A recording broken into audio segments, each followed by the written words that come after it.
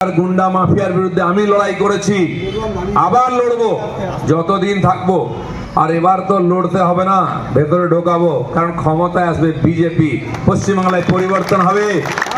যে পুলিশ আজকে মাফিয়া গুন্ডার সঙ্গে বসে চা খাচ্ছে, এই চোর নেতাদের সঙ্গে চামচাগিরি করছে, সে পুলিশই দেখবে অন্য রূপে উত্তরপ্রদেশের স্টাইলে কিরম এনকাউন্টার করবে, কিরম ভেতরে ঢোকাবে দেখে নেবেন।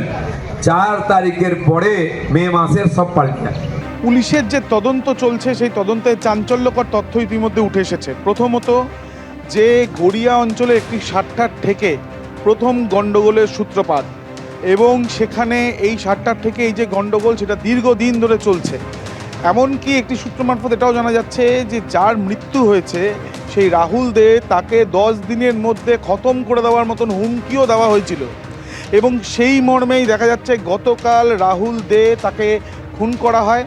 কিন্তু তার পরিবারের সদস্যরা যেটা জানাচ্ছেন যে জিৎ মুখোপাধ্যায় সেই রাহুল দের দীর্ঘদিনের বন্ধু হলেও দীর্ঘদিন ধরে বেশ কিছু সময় ধরে তাদের মধ্যে কোনো যোগাযোগ ছিল না। গতকাল ঠিক এই বাড়িতেই জিৎ মুখোপাধ্যায় রাহুল দেকে ডেকে নিয়ে আসে। এরপর এই বাড়ির ছাদে নিয়ে গিয়ে সেখানে তাদের মধ্যে তারা মদ্যপান করেন, এবং তার সাথে সাথে সেখানে তাদের বচসাও হতে পারে এমনও সম্ভাবনা রয়েছে। এরপর স্থানীয় বাসিন্দারা বেশ কিছু আওয়াজ পান, এবং আওয়াজ পাওয়ার পর তারা দেখতে পান যে এখানে রীতিমতো গণ্ডগোল শুরু হয়ে গিয়েছে। এবং একজন যেটা জানাচ্ছেন যে এই বাড়ির একটি কার্নিশ, দিব্যেন্দু সিংহকে বলছি দেখানোর জন্য, পাশের একটি কার্নিশ, সেখানে কোনো রকমে নেবে এক ব্যক্তি যে আহত অবস্থায় সে পুলিশকে ফোন করে। পুলিশ এই ফোন পেয়ে ঘটনাস্থলে যখন আসে রাত্রি 1টার সময়, তখন এখান থেকে দুজনকে আহত অবস্থায় উদ্ধার করে। রাহুলদের মৃত্যু হয়েছে। জিৎ মুখোপাধ্যায়, তার পায়ে গুরুতর আঘাত রয়েছে, তার মুখমণ্ডলে আঘাত রয়েছে, তাকে হাসপাতালে ভর্তি করা হয়েছে। রাহুলদের মাথায় হেড ইঞ্জুরি, অর্থাৎ মাথায় বুলেট ইঞ্জুরি সেটা হয়েছে, এবং তাতেই তার কিন্তু মৃত্যু হয়। এই ঘটনার পেছনে সাট্টার থেকে টাকা পয়সা নিয়ে তাদের মধ্যে বচসা, এবং বচসার জেরে এই ঘটনা ঘটতে পারে বলে প্রাথমিকভাবে মনে করা হলেও স্থানীয় সূত্রে যেটা জানা যাচ্ছে যে তাদের নামে, দুজনের নামেই, এবং যাদেরকে গ্রেপ্তার করা হয়েছে তাদের মধ্যে অনেকেরই নামে একাধিক অভিযোগের আগে রয়েছে, এবং তারা ওয়ান্টেড অনেকেই রয়েছেন, আতঙ্কে রয়েছেন এলাকার বাসিন্দারা, এবং তাদের মাথার ওপরে বিভিন্ন নেতাদের হাত রয়েছে এমনটাও তারা জানাচ্ছেন। নেতা দাদা যাদের হাত রয়েছে, সেই হাতটা রয়েছে কিভাবে, এই প্রশ্নও কিন্তু তুলছেন স্থানীয়দের মধ্যে অনেকেই।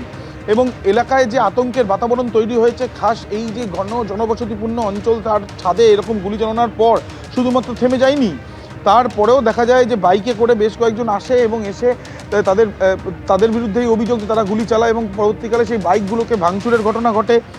যত্রতত্রভাবে ছড়িয়ে ছিটে ছিল সেই বাইকগুলো, সেগুলো ইতিমধ্যে পুলিশ উদ্ধার করে নিয়ে গেছে।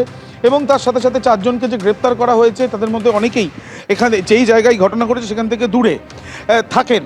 অর্থাৎ যেটা অনুমান করা হচ্ছে যে গড়িয়া অঞ্চলে সাট্টার থেকে সেখানের এক গ্যাংয়ের সঙ্গে জিৎ মুখোপাধ্যায়ের যে গোষ্ঠী, তাদের মধ্যে এই বচসার জেরে এই ঘটনা রয়েছে। তাহলে গড়িয়া অঞ্চলে যারা গড়িয়া অঞ্চলে এই যে সাট্টার থেকে যে গণ্ডগোল, সেই গণ্ডগোলের থেকে যে সূত্রপাত, এটা শুধুমাত্র গতকালই হয়নি, বেশ কয়েকদিন আগে থেকে এই বিষয়টি চলছিল।